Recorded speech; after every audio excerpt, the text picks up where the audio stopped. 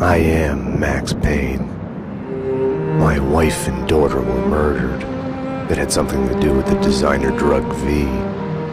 I transferred from the NYPD to the DEA, went undercover to find their killers. I got too close. I was framed for murder. With nothing to lose, I went after the Mafia during the worst winter storm in a century.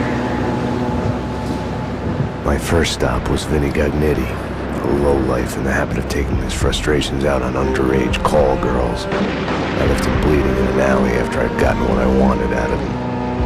I met Mona Sachs in a gothic nightclub, Ragnarok. She was a hired killer. We were after the same man, her sister's sadistic husband.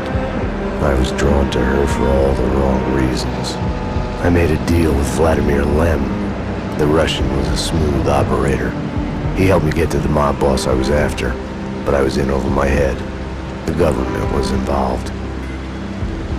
A mystery man called Alfred Woden told me the name of my real enemy, Nicole Horn. Woden and Horn were both members of a secret society, the Inner Circle. She was behind V, behind everything.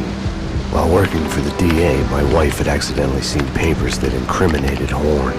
Woden promised to take care of the charges against me if I took Horn out. Deputy Chief Jim Bravura of the NYPD was trailing me by the empty shell casings that I left behind. Gunshots made me deaf to the sirens, but they couldn't drown the sobs of my dead wife. Mona sided with me against Horn. She took a bullet for that. Her body disappeared behind closing elevator doors. I killed Horn.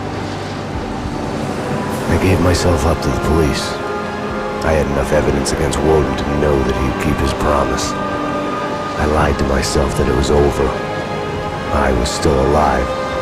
My loved ones were still dead. It wasn't over.